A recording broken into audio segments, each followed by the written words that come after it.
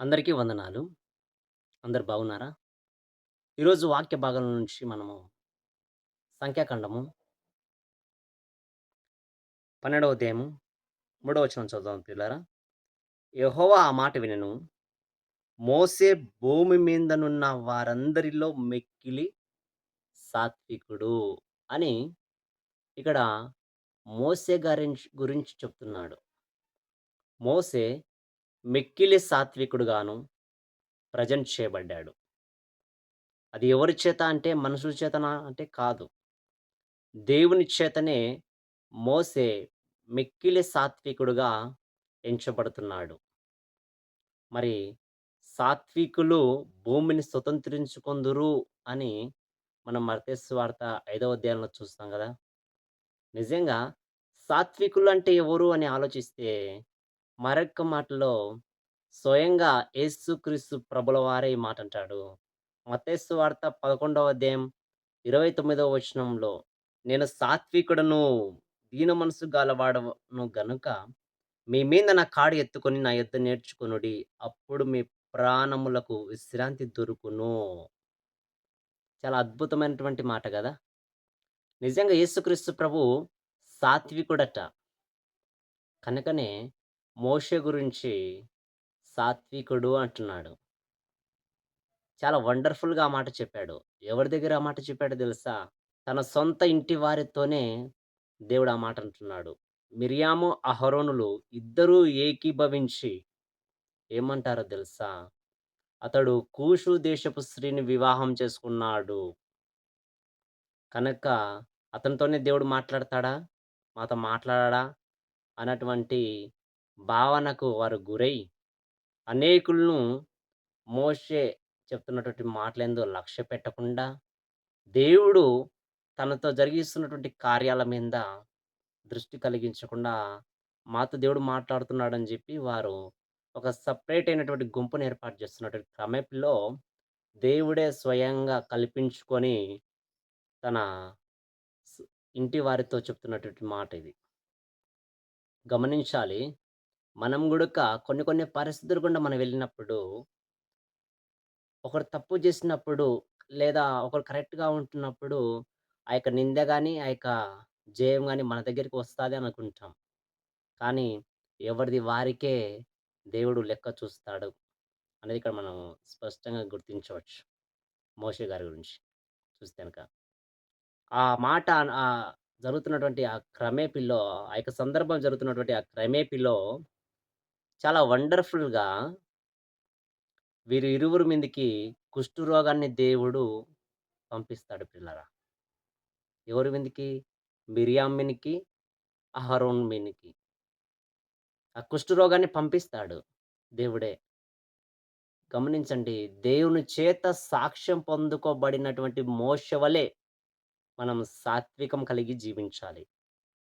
అందుకే సాత్వికులైనటువంటి వారు ఎలా ఉంటారంటే, న్యాయ విధులను అనుసరించు వారిగా ఉంటారు. ఆయనను ప్రేమించు వారిగా ఉంటారు. వినయముతో తమ యొక్క జీవితాలను కట్టుకున్న వారిగా ఉంటారు. నీతిని అనుసరించే వారిగా వారు ఉంటారని చెప్తుంది. శరీరమునకు జీవాన్ని కలగజేయు దేవుని వైపు వారు అడుగులు వేస్తారని ఇక్కడ సాత్వికుల యొక్క వైఖరి మనం చూస్తాం ప్రియులారా. నిజంగా ఆత్మఫలములలో కూడా సాత్వికము అనేటువంటి మాట కూడా మనం చూస్తాం. అంటే ఎంత గొప్ప అర్థాన్నిస్తుందో ఈ యొక్క వచనం. అందుకే ఇక మాట ద్వారా మన జీవితాల్లో గూడా మనం ఏం కలిగి ఉండాలంటే సాత్వికం కలిగి ఉండాలి ఈరోజు. సాత్వికం కలిగిన వారిగా మనం నడుచుకున్నప్పుడు అద్భుతమైనటువంటి విజయ బాటలో మనం నడుస్తాం. అందుకే మత్తయి సువార్త 5వ అధ్యాయం 1వ వచనం. సాత్వికులు ధన్యులు, వారు భూలోకమును స్వతంత్రించుకొందురు. వాహ్! సాత్వికులు ఎవరంట? ధన్యులంట. వారు భూలోకాన్ని స్వతంత్రించుకున్న వారిగా వారు ఉంటారని దేవుడు తెలియపరుస్తున్నాడు. నిజంగా మోషే గారు వండర్‌ఫుల్‌గా తన యొక్క లైఫ్‌లో దేవుడు తనకు తోడుగా ఉండి అద్భుతంగా నడిపించాడు. తదుపరి మోషే గారు లేనటువంటి తదుపరి గుడక యెహోషువ వచ్చినప్పుడు అతనితో చెప్తున్న మాటేంటో తెలుసా? యెహోషువ గ్రంథం ఒకటో అధ్యాయంలో మనం ఈ వచనం చూస్తాము. నేను మోషేకు తోడై ఉండినట్లుగా నీకును తోడై ఉంటానంటాడు. చాలా అద్భుతం గదా! అంటే మోషేకు ఏ విధంగా అయితే తోడుగా ఉన్నాడో కష్టకాలాల్లో, లేమిలో, కలిమిలో, కొరతలో, ప్రతి కోణంలో తాను అంత కారు బలాన్ని నడిపిస్తున్నటువంటి క్రమేపీలో ఎన్ని నిందలొచ్చినా, ఎన్ని అవమానాలొచ్చినా, ఎంతగా అతన్ని దూషించినా గాని, ఏ మాత్రము కోపగించుకొనక, అన్ని విధాలుగా సహిస్తూ ముందుకెళ్ళాడో, అలాంటి యొక్క సహాయాన్ని చూపినటువంటి నేను అతనికి ఏ విధంగా అయితే తోడుగా ఉన్నానో, నీకు కూడా యెహోషువ నీకు కూడా నేను తోడై ఉంటానంటున్నాడు. వాక్యం వింటున్నటువంటి ప్రియ సహోదరి, సహోదరుడా! నా జీవితంలో గూడక ఏం కలిగి ఉండాలంటే, సాత్వికం కలిగి ఉండాలి. సాత్వికులు ధన్యులు అంటున్నాడు. అందుకే మోషే గారిని దేవుడు సాత్వికుడిగా, మిక్కిలి, మిక్కిలి అనగా శ్రేష్టమైనదిగా, అద్భుతంగా ఆ యొక్క వచనం తెలియపరుస్తుంది. అందుకే మనం గూడక సాత్వికం కలిగి ఉండాలి. దేవుని చేత ఆ యొక్క మోషే ప్రెజెంట్ చేయబడ్డాడు. మనం గూడా అలా ఉండాలని దేవుడు కోరుతున్నాడు. ఫస్ట్ ఆఫ్ ఆల్ మొదటి పాయింట్ మనం చూస్తే గనక దేవుడు ఉగ్రత నుండి తప్పించబడతారట. దేవుని యొక్క ఉగ్రత నుండి తప్పించబడతారు. బైబిల్‌లో ఒక వచనాన్ని చూపిస్తాను రండి. ఆదికాండము 19వ అధ్యాయము 13వ వచనం చూడండి. మేము ఈ చోటు నాశనం చేయవచ్చుతిమి. వారిని గూర్చిన మొర యెహోవా సన్నిధిలో గొప్పదాయెను గనుక దాన్ని నాశనం చేయుటకు యెహోవా మమ్మను పంపెనని చెప్పగా, ఇక్కడ సొదొమ, గొమొర్రా అనేటువంటి పట్టణం కనిపిస్తుంది. ఆ పట్టణములో దేవుని యొక్క భయం గాని, దేవుని యొక్క భక్తి గాని ఏమీ లేదు. విచ్చలవిడిగా తమ యొక్క జీవితాలను నాశనంలోకి వారు తీసుకొని వెళ్తున్నారు. వరుస లేదు, వాయి లేదు, ఏం లేదు. మొత్తం వారు చేస్తున్నటువంటి క్రియలు దేవునికి బాధ పెట్టాయి. అలాంటి యొక్క వైఖరి ఉన్నటువంటి ఆ యొక్క సొదొమ, గొమొర్రా పట్టణంలో ఒక వ్యక్తి నివసిస్తున్నాడు. ఆ వ్యక్తి ఎవరంటే లోతు గారు. లోతు గారు, తన యొక్క భార్య, ఇద్దరు పిల్లలు ఆ యొక్క పట్టణంలో ఉన్నారు.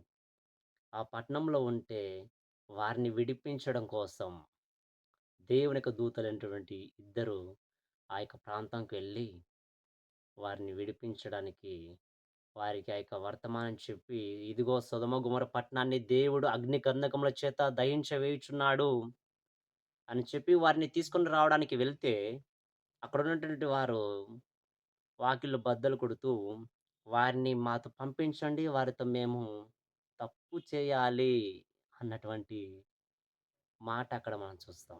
చూస్తుండగానే సొదొమ, గొమొర్రా పట్టణం అంతా గూడక అగ్ని కందకాల చేత దహించబడుతుంది. నాశనం అయిపోతారు. ఇప్పటి గూడక ప్రెజెంట్ సిట్యుయేషన్ గూడక ఆ యొక్క అగ్ని కందకాల చేత దహించబడినటువంటి ఆ భూమి అంతట్లో గూడక ఒక గడ్డి మొలక గూడక మొలవడం లేదంట. చాలా భయంకరమైనటువంటి పరిస్థితి ఆనాటి కాలంలో లోతు గారు ఆ ప్రాంతంలో ఉన్నారు గనుకనే విడిపించడానికి దేవుడు వెళ్ళాడు. విడిపించాడు. అతన్ని విడిపించడానికి గల రీజన్ ఏంటో తెలుసా? దేవుడు అబ్రహామును ఎన్నుకున్నాడు. అబ్రహాము ద్వారా తన యొక్క నీతి అనేటువంటి క్రియలు జరిగించాలని ఇష్టపడ్డాడు కనుకనే అబ్రహాముతో ఇక లోతు గారు నడుచుకుంటూ వచ్చారు. ఎక్కడికి?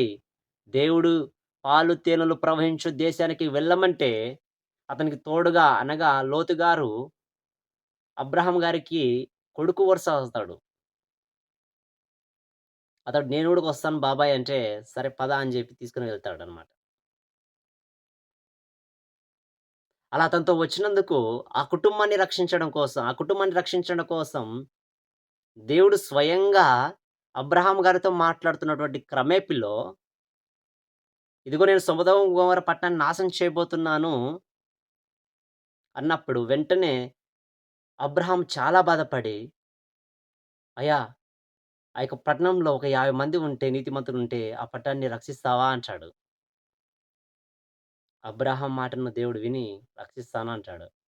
మరి ఎందుకో ఆలోచించి 45 మంది ఉంటే రక్షిస్తావా అంటాడు. రక్షిస్తానంటాడు. మరొకసారి 40 మంది ఉంటే రక్షిస్తావా అంటాడు. రక్షిస్తానయ్యా అంటాడు. మరలా 30 మంది, మరలా 20 మంది, మరలా 10 మంది. ఇలా కౌంట్ చేసి తగ్గించుకుంటూ వస్తుంటాడు అబ్రాహాం గారు. 6 టైమ్స్ అతడు చెప్పినటువంటి మాటలను విని దేవుడు దాన్ని కాపాడతాను అని అంటున్నాడు. అంటే దేవుడు ప్రేమ కలిగిన వాడు. వారిని నాశనం చేయడం ఆయనకిష్టం లేదు. కానీ చివరిగా 5 మంది అనేటువంటి విధానంలోకి వస్తాడు.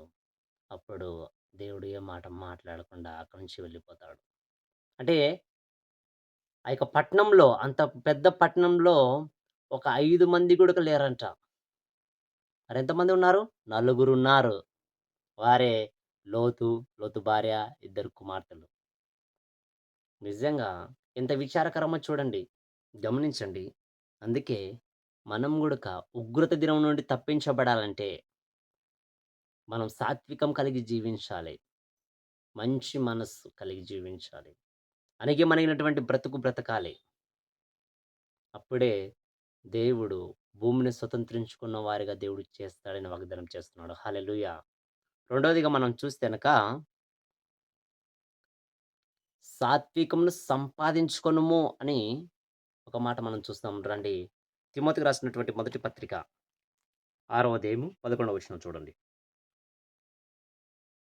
దైవజనుడా నీవైతే వీటిని విసర్జించి నీతిని, భక్తిని, విశ్వాసమును, ప్రేమను, ఓర్పును, సాత్వికమును సంపాదించుకొనుటకు ప్రయాసపడుము.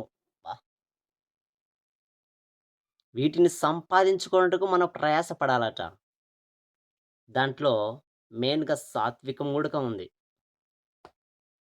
గమనించండి. నిజంగా సాత్వికమును మనం సంపాదించుకోవాలి అని ఎందుకు పర్టిక్యులర్‌గా దేవుడు చెప్తున్నాడని ఆలోచిస్తే, యెహోషువ గ్రంథం 2వ అధ్యాయం 1వ వచనం చూస్తే గనక, నూను కుమారుడైనటువంటి యెహోషువ గురించి చెప్తూ, ఇక లైఫ్‌లో దేవుడు అతనికి నేర్పిస్తున్నటువంటి ఒక గొప్ప పాఠాన్ని అతను నేర్చుకున్నాడు. నిజంగా అతడు సాత్వికంగా కలిగి ఉన్నాడా? లేదా? అని దేవుడు పరిశీలన చేసినప్పుడు యెరికో అనేటువంటి ప్రాంతాన్ని వాళ్ళు కూల్చడానికి వెళ్తారు పిల్లలారా. వారు కూల్చింది అక్కడ యుద్ధం చేసో కాదు. జస్ట్ దేవుడు చెప్పినటువంటి రీతిగా యెహోషువ గారు చేశారు. అక్కడ ఉన్నటువంటి సైన్యాన్ని నడిపించాడు యెహోషువ.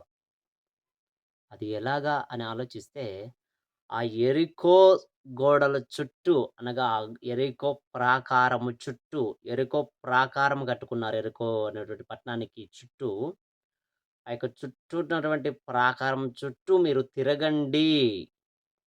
ఇలాగ మొత్తం 7 రోజులు తిరగాలి అన్నాడు.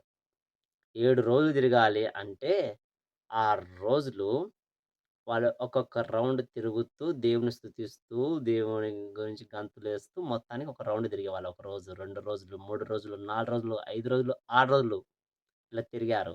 ఏడవ రోజు నాడు 7 సార్లు తిరగమన్నాడు. ఏడవ రోజు ఒక్కరోజు 7 సార్లు తిరగమన్నాడు. తిరుగుతారు. అద్భుతంగా తిరిగినప్పుడు వండర్‌ఫుల్‌గా యెహోషువ గ్రంథం 2వ అధ్యాయం 1 వచనంలో ఈ యొక్క విధంగా ఆ యొక్క యెరికో ప్రాంతం గురించి రాయబడతాది.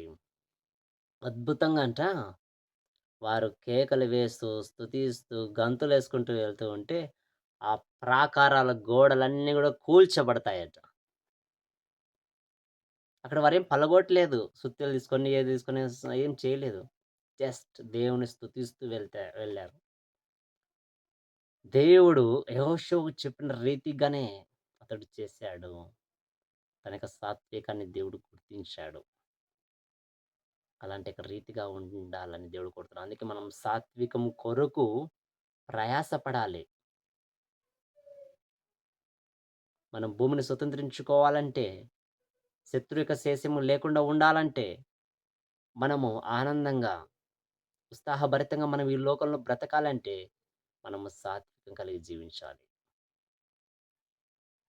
యెరికో గోడలు కూల్చబడ్డాయి. తదనంతరం వాళ్ళు ఆ యొక్క పట్టణాన్ని స్వతంత్రించుకున్నారు. దేవుడు చేసినటువంటి గొప్ప అద్భుతం ఇది. నిజంగా సాత్వికులు భూలోకాన్ని స్వతంత్రించుకుంటారు అని యెహోషువ దారి చేత మనకు తెలియపరుస్తున్నాడు పిల్లారా. ఇక యెరికో ప్రాంతంలో ఎవరున్నారని ఆలోచిస్తే, ఆ యెరికో ప్రాంతంలో ఒక వేశ్య నివాసం చేసేది. ఆమె పేరే రాహాబు. ఆ వేశ్య నుండి దేవుని యొక్క గోత్రాలనేది ఇలా ముందుకు ప్రారంభించబడతాయి. యేసుక్రీస్తు యొక్క జననంలో రాహాబు అనేటువంటి వేశ్య యొక్క గుడక చేర్చబడింది. ఆ రాహాబు యొక్క వేశ్య దేవుడు ఆ వేశ్యను దేవుడు బ్లెస్ చేసాడు. 2 మాటల ద్వారా మనకు తెలియపరుస్తున్నాడు పిల్లారా. సో, మనము కూడా సాత్వికం కలిగి ఆత్మఫలంలో సాత్వికము అనేటువంటి మాట మనం చూస్తాం. నిజంగా ఆత్మీయులమైనటువంటి మనము ఆ యొక్క మాటను ఆత్మీయులమైనటువంటి మనము ఆ యొక్క ఆత్మఫలమైనటువంటి సాత్వికాన్ని మనము కూడా కలిగి జీవించాలని దేవుడు కోరుతున్నాడు. మోషే ద్వారా నీతో నాతో మాట్లాడుతున్నాడు. ప్రార్థన చేద్దాం. మహోన్నతుడా, కృపగలిగిన దేవ, దయగలిగిన తండ్రి మీకు అనేకమైన వందనాలు, స్తోత్రాలు. ఇదిగోనైనా సాత్వికులు ధన్యులు వారు భూలోకాన్ని స్వతంత్రించుకుంటారు అని చెప్తూ, మీరు సాత్వికుడుగా ఉన్నారని చెప్తూ, అలాగే మోషే మిక్కిలి సాత్వికుడని జెప్పి, తన కుటుంబంలో చెలరేగినటువంటి అలజడిలో నుండి తండ్రి మీరు మిరియాము, అహరోనుకు చెప్పినటువంటి మాటను బట్టి నీకు స్తోత్రాలు. దేవా నిజంగా మోషే కూసు దేశపు స్త్రీని వివాహం చేసుకున్నప్పటికీ కూడా తాను మిక్కిలి సాత్వికుడని వారికి బయలుపరిచారు. తనతో మీరు ఉన్నటువంటి ఆ యొక్క స్నేహ బాంధవ్యాన్ని, మీరు అతనితో మాట్లాడుతున్నటువంటి వైఖరిని తన కుటుంబంలో వారికి తెలియపరిచినందుకు నీకు స్తోత్రాలు. నిజంగా ప్రభువా మేము సాత్వికం కలిగి జీవించగలిగితే ఉగ్రత దినం నుండి మమ్మల్ని తప్పిస్తారని, సాత్వికమును సంపాదించుటకు ప్రయాసపడాలని మాకు తెలియపరుస్తున్నారు. అలాంటి రీతిలోకి మమ్మల్ని నడిపించండి. మాలో ఉన్నటువంటి హెచ్చింపులు గాని, గర్వాలు గాని, కోపతాపము గాని, అయా శరీర కార్యం నెరవేర్చు ప్రతి ఒక్క ఆలోచన మాలో నుంచి దూరపరిచి, ఇదిగో నేను ఇది మొదలుకొని సాత్వికం కలిగి జీవిస్తూ, నీ నామానికి మహిమకరంగా నిలవడానికి కృప చూపమని, మా ప్రియుడు మార్గశియుడైన యేసుక్రీస్తు దివ్యనామంలో ప్రార్థించి అడిగి వేడుకొని పొందుకుంటున్నాము కన్న తండ్రి. ఆమేన్. అందరికీ వందనాలండి.